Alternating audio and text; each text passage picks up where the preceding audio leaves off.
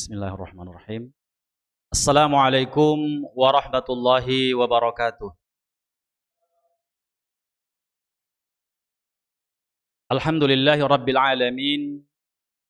Fa innal hamda haqquhu nahmaduhu wa nasta'inuhu wa nastaghfiruh. Wa na'udzu billahi min syururi anfusina wa min sayyiati a'malina. May yahdihillahu fala mudilla lahu wa man yudlil falan tajida lahu waliyyan mursyida. Asyhadu an la ilaha illallah wahdahu la syarika lah wa asyhadu anna Muhammadan abduhu wa rasuluh alladzi la nabiyya wa rasula ba'dah. Allahumma salli wa sallim wa barik ala nabiyyina wa habibina wa syafi'ina wa qudwatina Muhammad ibn Abdullah sallallahu alaihi wasallam wa ala alihi wa ashabihi wa man tabi'ahu bi ihsanin ila akhiril anam. Bapak-bapak, ibu-ibu yang dirahmati Allah Subhanahu wa taala, kita hadir di masjid ini tentunya dengan niat yang sama untuk beribadah kepada Allah Subhanahu wa taala dan mengisi waktu kita dari maghrib ke isya ini dengan thalabul ilmi, dan semoga saja apa yang kita lakukan hari ini mendapat ridha dari Allah Subhanahu wa taala. Baiklah, kita sebagaimana yang sudah kita lakukan pada pertemuan sebelumnya, bahwa kita selingi kajian kita dari kitab tarikh ya, Ar-Rahiq Al-Makhtum, dan kitab Tajridul Ittiba' yang ditulis oleh Syekh Ibrahim Ar-Ruhaili. Dan ini pertemuan yang kedua kita membahas kitab Tajridul Ittiba' fi bayani asbabi tafadulil a'mal. Kalau pada pertemuan yang lalu sebuah gambaran umum dijelaskan oleh Syekh Ibrahim Ar-Ruhaili, hubungan antara kewajiban kita untuk beribadah kepada Allah Subhanahu wa taala yang menjadi tujuan kita diciptakan dengan penyempurnaan syariat Allah yang Allah terangkan pada surah Al-Maidah ayat 3. Dan kemudian kita juga sudah membahas betapa para sahabat itu adalah generasi yang sangat semangat, yang sangat antusias untuk mengetahui tentang syariat. Itu tergambar dari pertanyaan-pertanyaan para sahabat. Dan inilah yang akan kita bahas pada kesempatan ini. Pasal yang pertama dari kitab ini adalah tafadulil a'mal bi'tibari jinsihi, yaitu keutamaan amal dilihat dari jenisnya. Beliau katakan bahasanya faqad sabata fis sunnah, eksis di dalam sunnah, anna nabiyya sallallahu alaihi wasallam, bahwasanya Nabi sallallahu alaihi wasallam su'ila, pernah ditanya. Jadi Nabi pernah ditanya oleh sahabat tentang apa? An afdalil amal bi aktsara munasabah tanawwa'at ijabatuhu. Nabi ditanya tentang amal yang paling utama. Bapak-bapak dan ibu-ibu yang dirahmati Allah Subhanahu wa taala, kita semua paham, kita ma'ruf, kita maklum bahwa usia kita sangat terbatas di muka bumi ini.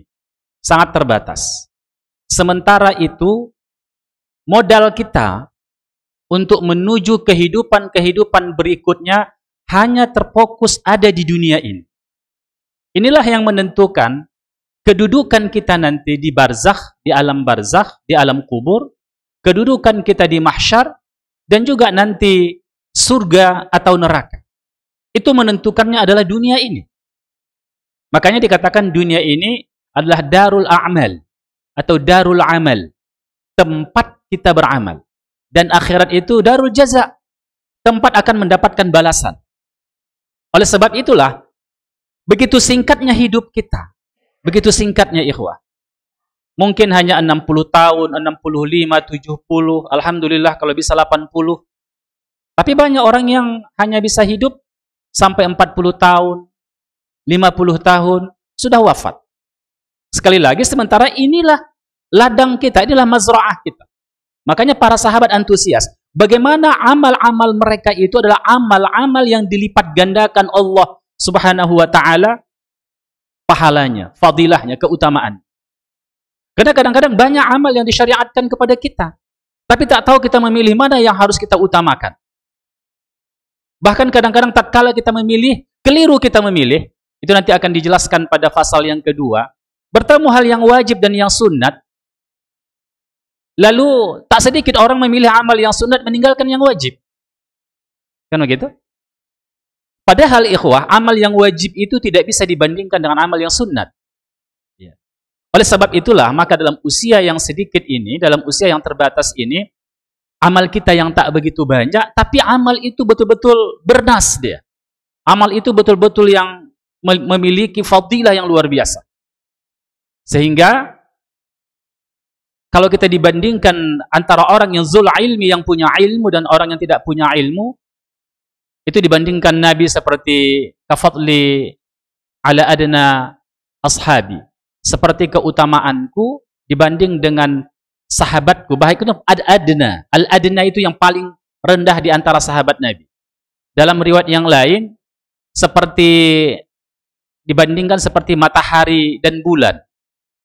Jadi tak bisa dibandingkan cahayanya.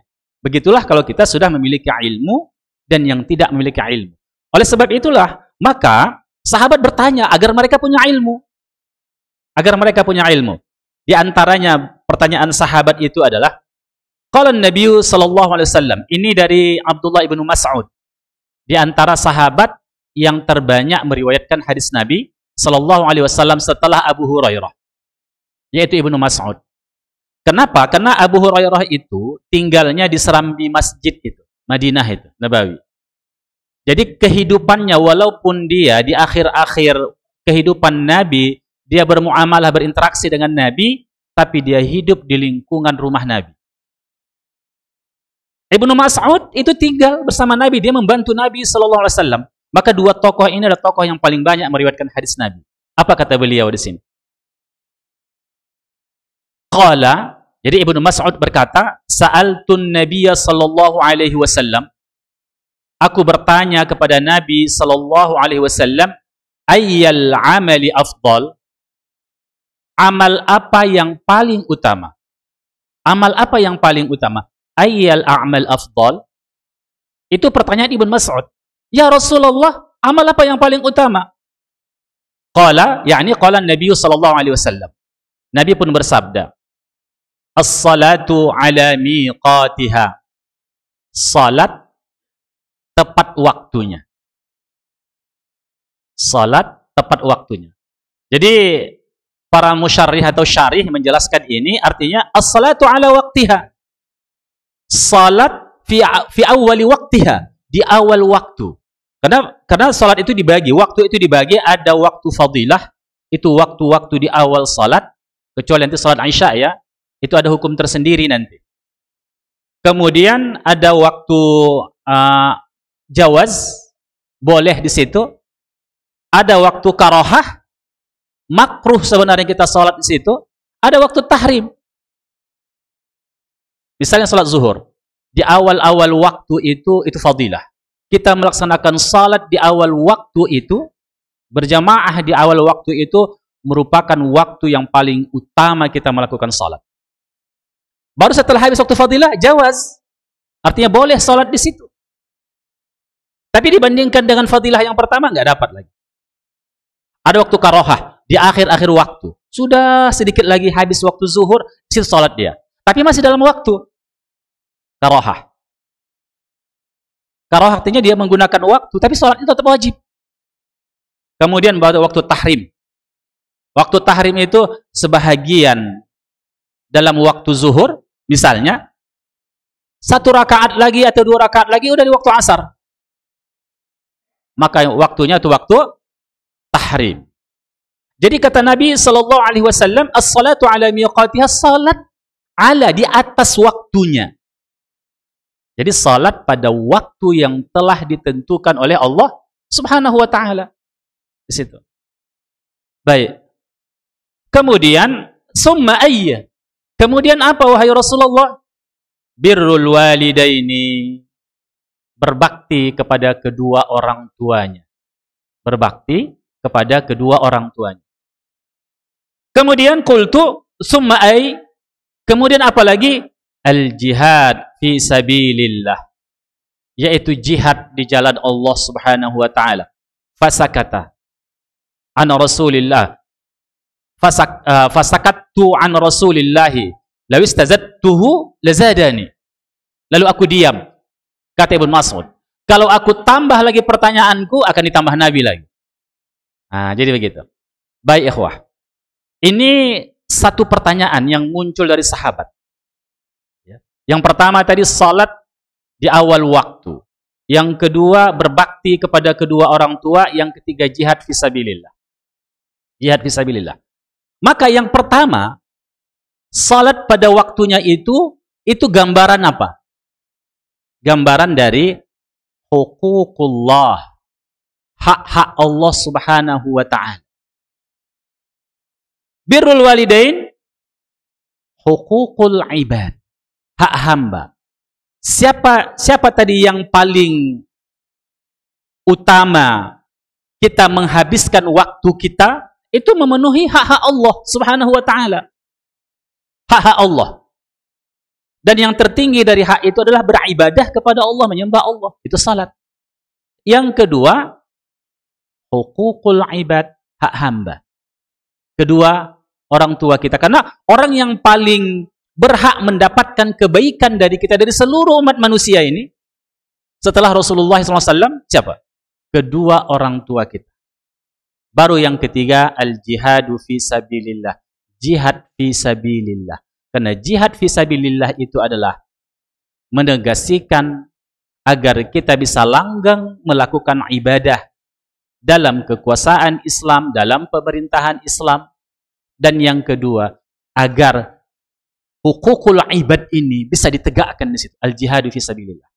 Baik, Bapak dan Ibu yang dirahmati Allah, kita bikin contohnya. Ini kekeliruan sebahagian kita, bahwasanya terkadang ada orang salih dalam satu sisi, tapi mengabaikan dimensi yang lain dari syariat Islam. Ini yang kita buat gini ya. Al-Islam, syariatul Islam, ini al-Islam. Kita bagi tiga dia. Ini kita ulangi lagi. Yang pertama tentang aqidah.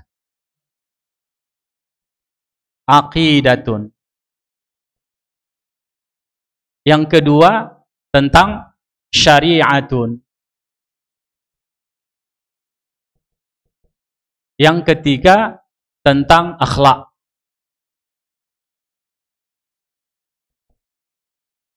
Aqidah ini segala bentuk aqidah dan rukunnya yang 6 itu masuk. Karena aqidah itu ada berhubungan nanti dengan Allah, mentauhidkan Allah, kemudian pada ubudiyah kepada Allah, kemudian pada rububiyah kepada Allah, asma wa sifat Allah. Berhubungan dengan i'tiqad kita kepada Allah Subhanahu wa taala, ma'rifatullah. Baru tentang malaikat. Ini kan? Anda seterusnya lah dengan rukun iman. Kemudian syariat. Syariat itu rukunnya itu rukun Islam. Tapi kita bagi dulu. Ada yang berhubungan dengan ibadah. Ini syariat. Bagaimana syariat ibadah? Ada yang berhubungan dengan muamalah. Muamalah. Ada yang berhubungan dengan siasah. Ini kalau ibadah ini kan banyak sekali kan. Ada ibadah mahdhah, ada ghairu mahdhah. Muamalah ini banyak, termasuk dari situ ekonomi. Bahasa Arabnya itu iqtisadiyah. Masuklah di situ ahwalus syakhsiyah, hukum keluarga, ya. Namanya ahwal asy-syakhsiyah. Hukum keluarga itu masuklah bagaimana menikah, bagaimana cerai dan sebagainya ya. Jadi ahwal asy-syakhsiyah. Dan yang lain-lainnya di sini nanti. Termasuk ekonomi kan begitu. Siasah juga. Tentang politik baru akhlak. Jadi Bapak dan Ibu yang dirahmati Allah Subhanahu wa taala, banyak kita kadang-kadang beragama Islam itu hanya fokus di sini saja. Aqidah. Kemudian ibadah saja. Seakan-akan hanya inilah Islam. Memang betul ini pokok-pokok Islam. Karena semuanya akan hancur, tak ada manfaatnya kalau akidah ini rusak. Kan begitu. Tapi Islam itu bukan hanya akidah dan ibadah. Tapi Islam itu menghubungkan kita kepada seluruh amaliyahnya, termasuk syariah tadi. Baik, kita beribadah, kita fokus pada ilmu ibadah. Ya. Kemudian akidah, kita pelajari. Tapi bagaimana tentang muamalah? Muamalah. Betapa banyak orang akidahnya Islam, ibadahnya ibadah, bittiba'i sunnati Rasulillah SAW, tapi muamalahnya, ekonominya, ekonomi kapitalisme. Ekonomi ribawi. Padahal dia berakidah, beribadah kepada Allah. Tapi kenapa hukum-hukum tentang iktisadiyah seperti tadi ini masih dilakukannya? Jelas Allah mengatakan, ya ayyuhalladzina amanu la ta'kulur riba. Wahai orang-orang yang beriman, jangan kamu makan riba. Allah jelas Allah katakan. Demikian juga hawalus syakhsiyah. Masalah kewarisan misalnya. Dia tidak mengikut kewarisan Islam. Iya kan? Dibagi-baginya begitu saja. Iya kan? Nah, jadi ikhwah. Jadi menjadi seorang muslim itu harus ikut semua, termasuk siasah politik. Termasuk politik. Dia akidahnya Islam. Ibadahnya Islam mungkin. Tapi siasahnya tidak. Siasahnya tidak politik Islam. Bagaimana kriteria memilih seorang pemimpin yang dijelaskan oleh Allah dalam Al-Quran dan Sunnah Nabi, itu tidak menjadi referensi dia. Tidak menjadi tolak ukurnya. Padahal ini, ikhwah, sangat penting sekali.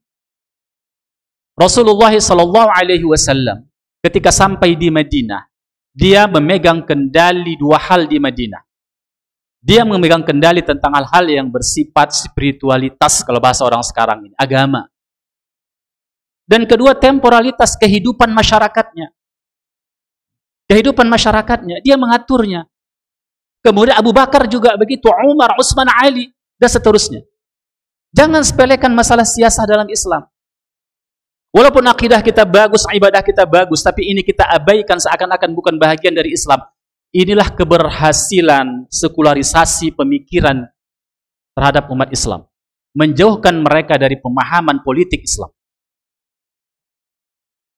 Menjauhkan mereka. Seakan-akan politik itu adalah sesuatu bukan bahagian dari agamanya. Padahal fungsi manusia itu diciptakan oleh Allah Subhanahu wa taala selain untuk beribadah kepada Allah adalah untuk memakmurkan bumi ini, kepemimpinan. Maka digunakan kata khalifatullahi fil ardi. Itu dia. Bukan ini diabaikan sama sekali, tidak. Bagaimana sebenarnya? Kalau kita tak ajarkan ke masyarakat, mana tahu masyarakat politik Islam. Itulah yang terjadi akhirnya. Kita bisa melihat, ya kan? Baru akhlak. Bisa saja ada orang akidahnya Islam, syariah Islam, tapi akhlaknya tidak. Akhlaknya tidak. Jadi ini satu kesatuan. Dalam konteks kajian kita tadi, hadis Nabi yang diriwayatkan Ibnu Mas'ud radhiyallahu taala anhu, bahwasanya tiga hal itu. Hak Allah Subhanahu wa taala. Kemudian hak hamba dipenuhi. Kemudian bagaimana menjaga hak Allah dan hak hamba itu bisa langgeng. Jihad itu masuk dalam fikih siasah. Fikih siasah. Kalau kita tidak mengajarkan bagi masyarakat kita ini, maka tidak paham sama sekali bagaimana sebenarnya kriteria seorang pemimpin di dalam Islam. Tidak paham mereka. Padahal itu kewajiban bagi mereka. Konsekuensi mereka mengatakan asyhadu an la ilaha illallah wa asyhadu anna Muhammadar Rasulullah. Itu konsekuensinya. Baik. Jadi ketika Ibnu Mas'ud bertanya, mana amal yang paling utama itu tadi? Menegakkan hak-hak Allah, menegakkan hak-hak manusia, kemudian menjaga kedua hak itu berlangsung. Baik. Kemudian ini Abu Hurairah pernah bertanya kepada Rasulullah. Qala su'ila Rasulullah sallallahu alaihi wasallam. Rasulullah pernah ditanya. Kata Abu Hurairah, ini yang bertanya bukan Abu Hurairah, tapi Abu Hurairah menyaksikan. Ayyul amali afdal? Ya kekasih Allah, amal apa yang paling utama? Qala, yani qala Nabi sallallahu alaihi wasallam, imanun billahi wa rasulih. iman kepada Allah dan Rasul. Coba lagi. Iman kepada Allah dan Rasulnya. Itu yang pertama kata Nabi. Berbeda enggak dengan yang tadi? Tidak berbeda. Kalau yang tadi, ekspresi dari keimanan itu langsung bentuk praktek iman itulah salat. Ya kan? Makanya ketika ditanya, zid imanakum, tambah iman kamu, maka mereka pun salat. Jadi iman kepada Allah dan Rasulnya. Itu yang pertama. Dan iman itu amal hati. Dan tidak saja amal hati, ikhwah. Karena definisi iman menurut Ahlus Sunnah wal Jamaah itu adalah 3 hal ini. Kita hapus ya.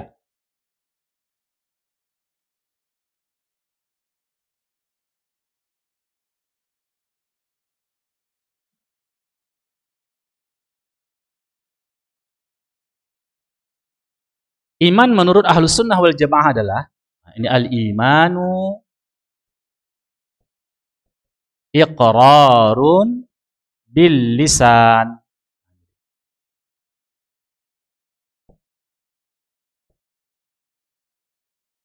Iqrarun, ini alif, iqrarun bil lisani. Nun. Makanya ketika seorang masuk ke dalam Islam, dia wajib mengikrarkan. Kecuali orang bisu, dia harus memberikan isyarat atau tulisan. Tapi kalau masih bisa dia mengucapkan, maka iqrarun bil lisan. Kemudian apalagi iman itu tasdiqun bil qalbi. Ya. Tasdiqun bil qalbi. Tidak saja mesti diucapkan, tapi diyakini sepenuh hati. Sedikit pun tidak mengandung keraguan dalam hati kita. Tasdiqun bil qalb. Baru konsekuensinya atau samaratul imannya, yang ketiga, ini yang pertama, ini yang kedua, dan ini yang ketiga. Apa itu? Wa a'mal bil jawarih. Bil jawarih. Dilakukan pada perbuatan. Tak bisa kita mengatakan aku beriman, asyhadu an la ilaha illallah wa asyhadu anna Muhammadar Rasulullah, diyakini dalam hati tapi tak ada konsekuensinya pada amal. Tak bisa. Mesti ditunjukkan dalam amal kita, diekspresikan dalam amal kita. Ini konstruksi iman. Dan itulah makna iman. Ketika Nabi mengatakan al-imanu billahi wa rasulih, itu artinya apa? Dia meyakini dalam hatinya. Beriman kepada Allah dan Rasulnya. Kemudian ditanya, waqila madza? Apalagi wahai Rasulullah? Jihadun fi sabilillah. Berjihad ke jalan Allah. Ketika tadi dikatakan adalah bahwasanya imanun billahi wa rasulihi, ini sama dengan makna syahadat. Imanun billahi, ini bahagian dari tauhid. Tauhid, masalah akidah, ini berhubungan dengan syariah yang dibawa oleh Rasulullah, yaitu sunnatun Nabi SAW, as-sunnah. As-sunnah atau as-syariah. Ini konsekuensi. Lalu ditanya, waqila summa maza ya Rasulullah? Apa lagi Rasulullah? Jihadun fi sabilillah. Bagaimana iman kepada Allah ini dan iman kepada Rasulullah melaksanakan syariah ini, itu bisa dipertahankan. Itu jihadun fi sabilillah. Makanya kata jihad ini tidak mau orang-orang orientalis kan? Jihadun fi sabilillah. Fi sabilillah.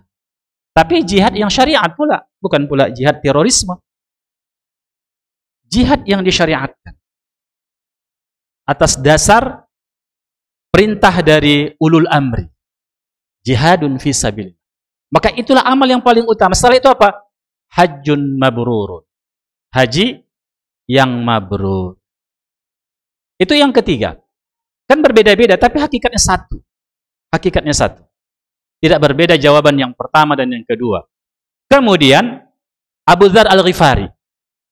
Ini seorang sahabat yang miskin. Abu Dzar Al-Ghifari. Dan seorang sahabat yang zahid, ahli ibadah, zuhud. Qala, Dia berkata, Sa'altun Nabiyya sallallahu alaihi wasallam. Aku pernah bertanya Nabi sallallahu alaihi wasallam, ayyul amal afdal. Cobalah lihat para sahabat. Mereka sadar tadi kan? Ketika mereka beramal, amal mereka itu amal-amal standar tinggi. Amal-amal standar tinggi. Karena berhitung dengan waktu dan usia. Nah, lalu dia pun bertanya Abu Dzar Al-Ghifari, ayyul amal afdal? Apa amal yang paling utama? Imanum billah. Beriman kepada Allah. Wa jihadun fi sabilihi. Dan berjihad di jalan Allah Subhanahu wa ta'ala. Jihad itu bisa jihad qital, bisa jihad difa', bisa jihad-jihad yang lain. Yang artinya bersungguh-sungguh di jalan Allah Subhanahu wa ta'ala. Tapi makna awalnya ini jihadun fi sabilillah. Bagaimana bisa mempertahankan keimanan itu? Itu jihadun fi sabilillah. Qultu, lalu ayur riqab ini tentang masalah hamba sahaya ya. Baik. Bagaimana para ulama menyikapi hadis ini? Berbeda-beda. Ditanya yang pertama tadi berbeda. As-salah ala miqatiha. Yang ini birrul walidain. Kan begitu? Yang ini mengatakan al-imanu billah. Tapi pada hakikatnya tidak berbeda. Ada sebagian ulama mengatakan begini. Itu berdasarkan orang yang bertanya. Ketika yang bertanya itu perlu penekanan dalam masalah salat, maka dia ditekankan di salat. Tapi enggak mungkin itu. Ibnu Mas'ud itu ahlul ibadah. Ahlul ilmi. Tak akan mungkin dia orang yang tidak salat sehingga Nabi perlu menekankan salat padanya. Enggak mungkin itu. Dan kata Imam Syafi'i bahwasanya kalau dalil itu memiliki kemungkinan-kemungkinan dan diriwayatkan tanpa berhubungan dengan konteks-konteks tertentu, dikhususkan kepada tertentu, maka berlaku umum bagi kita juga, bagi siapapun, itu berlaku umum. Jadi tidak hanya kepada orang yang bertanya. Kalau kepada orang yang bertanya, berarti kepada Ibnu Mas'ud ajalah hadis itu. Kepada Abu Hurairah sajalah hadis itu. Kepada Abu Dzar Al-Ghifari lah hadis itu. Tidak. Itu berlaku umum. Makanya ada kaidah bahwasanya al-ibratu bi'umumil lafzi la bi khusus as-sabab. Jadi dilihat ibarah itu dari keumuman lafalnya. Bukan berdasarkan sebab turunnya. Karena sebab turun itu hanya melatar belakangi munculnya hadis, wurudul hadis, munculnya hadis. Atau kalau di Al-Quran, apa namanya itu, sababun nuzul Al-Quran. Kalau turun misalnya kepada Ali, berarti untuk Ali saja? Kan tidak. Berlaku umum. Karena Al-Quran itu hudal lil muttaqin, hudal lin nas, petunjuk bagi manusia, untuk semuanya. Tidak untuk tersegmentasi bagi orang Arab saja, bagi siapa yang menjadi sebab turunnya. Kalau kepada Aisyah tentang hadisul ifki misalnya hanya untuk Aisyah, tidak, berlaku umum untuk orang lain. Masalah riba juga begitu tadi, masalah hijab juga begitu, berlaku umum, bukan hanya untuk orang Arab, tapi untuk semua kita. Berlaku umum di situ. Kemudian Bapak dan Ibu yang dirahmati Allah Subhanahu wa taala, ada lagi dari Abu Darda. Dari Abu Darda. Anin Nabi sallallahu alaihi wasallam qala ala unabbiukum bi khairi a'malikum. Kata Nabi sallallahu alaihi wasallam, ketahuilah aku akan menceritakan kepada kamu tentang sebagus-bagus amal kamu. Artinya tadi kan kalau kita amalkan itu kita mendapatkan amal yang paling tinggi derajat. Azkaha inda malikikum. Jadi itu akan membersihkan jiwa kamu di sisi Rabb kamu. Kalau kamu lakukan amal itu membersihkan hati kamu di sisi Rabb kamu. Wa arfa'iha fi darajatikum. Azkaha inda malikikum wa arfa'aha karena dia atop kepada amalikum ya, wa arfa'iha fi darajatikum, dan akan mengangkat posisi kamu, derajat kamu di sisi Allah kalau kamu lakukan amal itu. Wa khairul lakum min infaqiz dhahaba wal wariq, itu akan lebih baik bagi kamu dari mengimpakkan emas dan perak. Wa khairul lakum min an talqaw aduwakum fatadribu a'naqahum wa yadribu a'naqakum. Dan itu lebih baik daripada kamu berjumpa di medan jihad, kamu mengayunkan pedang kamu ke tengkuk musuh kamu dan musuh kamu mengayunkan pedang ke tengkukmu. Iya kan? Lebih lagi dari itu. Qalu, tentu para sahabat pun bertanya, "Bala ya Rasulullah." Tentu ya Rasulullah, kami ingin engkau ceritakan itu. Qala, ini qala Nabi sallallahu alaihi wasallam, "Dzikrullah." Berzikir kepada Allah Subhanahu wa taala. Pertanyaannya, ikhwah, apakah hadis ini, kalau sahih ya sahih ya, apakah hadis ini menjelaskan bahwa itu lebih bagus dari semua amal yang lain? Di sini ada penjelasan para ulama. Ini kan sahabat tadi kan mereka semua antusias untuk mendapatkan amal yang paling utama itu. Jadi ketika para sahabat sudah mengamalkan semua syariat, ada syariat berdasarkan tempatnya, ada berdasarkan waktunya dan keadaannya, kan begitu? Kemudian apa amal yang lebih utama dari itu lagi? Apa yang lebih utama? Zikir kepada Allah Subhanahu wa taala. Dan dikatakan di sini, ya, dijelaskan oleh para ulama, ini bukan zikir misalnya ada salat, misalnya ada talabul ilmi, menuntut ilmu, kan begitu? Mana lebih utama menuntut ilmu daripada zikir? Mana lebih utama? Kalau hadis ini sebelum tahu kita ada hadis tentang talabul ilmi itu wajib, maka zikir ini lebih utama. Kalau begitu ini menjelaskan tentang amal-amal sunat, bukan amal-amal wajib. Karena bertemu amal sunat dan amal wajib, itu tak bisa dikalahkan amal sunnat. Tak bisa dibandingkan. Satu amal wajib itu tak bisa dibandingkan dengan amal sunnat yang lain. Tak bisa. Jadi di antara amal sunnat itu zikr. Tapi kata para ulama, yang dimaksud zikir di sini ada dawamu wastiqamatu fi dzikri. Jadi zikir yang kontinu. Karena Allah dalam Al-Quran itu berfirman. Dalam Al-Quran, coba siapa yang hafiz di sini? Surah Ali Imran bagian-bagian akhir. Inna fi khalqis samawati wal ard wa ikhtilaful laili wan nahari la ayatin li ulil albab alladzina yazkuruna Allah qiyaman wa qu'udan wa ala junubihim wa yatafakkaruna fi khalqis samawati wal ard Rabbana ma khalaqta hadza batila subhanaka faqina adzaban nar. Kata Allah kan, inna fi khalqis samawati wal ardi wa ikhtilafil laili wan nahar la ayatul li ulil albab. Jadi orang ya Allah menciptakan langit dan bumi dan mereka pikirkan itu. Itu mengingatkan mereka kepada Rabb-nya. Mengingatkan mereka kepada penciptanya agar mereka bersyukur, mereka beribadah kepada Rabb-nya. Sehingga mereka apa? Alladzina yazkuruna Allah. Mereka berzikir kepada Allah qiyaman wa qu'udan, berdiri dan duduk. Wa ala junubihim, berbaring. Wa yatafakkaruna fi khalqis samawati wal ard.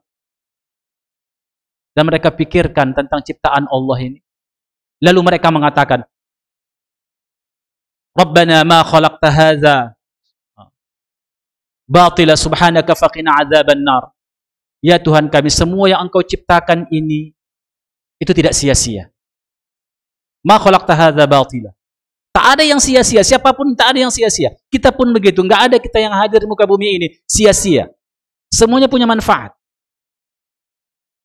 Subhanaka faqina adzaban nar. Maha suci Engkau ya Allah, jauhkan kami dari api neraka. Lihat zikirnya di situ. Artinya zikir dawam, itu luar biasa pahalanya. Apakah itu zikir la ilaha illallah, subhanallah, tapi ikut hadir hatinya. Kalau orang berzikir, kalau dia betul-betul berzikir, dia paham dengan makna ayat itu, tak akan mungkin dia berzikir tanpa sholat. Iya kan? Tak akan mungkin dia berzikir, tapi dia juga melakukan kemaksiatan. Tak akan mungkin itu. Karena dia sudah mengatakan, Subhana ma khalaqtaha, Rabbana ma khalaqta hadza batila, subhanaka faqina azabannar. Maka dikatakanlah dalam hadis ini dari Abu Darda ini bahwasanya amal yang paling utama dibanding amal-amal yang lain itu dawamuz dzikri, yaitu terus konsisten berzikir. Ini kita ini kadang-kadang begini Bapak dan Ibu yang rahmati Allah ya. Mohon maaf. Kadang-kadang kita rajin ngaji, ilmunya tinggi, tapi nggak mau zikir kepada Allah Subhanahu wa taala. Hatinya keras. Hatinya keras. Kalau keras hatinya, lisannya keras, tangannya keras, kakinya keras, otaknya juga keras. Makanya kalau dia zikir kepada Allah lembut semua, dan zikir itu mensucikan hati kita. Makanya di antara zikir Nabi itu apa? Doa Nabi. Dan itu menjadi zikir Nabi. Allahumma ati nafsi taqwaha wa zakkiha anta khairu man zakkaha anta waliyuha wa maulaha. Itulah salah satu faedah zikir. Karena kalau kita berzikir, syaitan itu tidak bisa menguasai diri kita. Sebagaimana pernah kita bahas, dalam diri kita ini ada dua lammah. Ada lammatul syayatin, ada lammatul malaikah. Ada singgasana syaitan, ada singgasana malaikah. Tapi kalau kita dawam berzikir, maka setan tidak bisa mempengaruhi kita. Sementara setan itu berjalan di mana kemarin? Di mana, Pak? Di peredaran darah kita. Inna syaitana yajri majrad dam. Syaitan itu berjalan di peredaran darah kita ini.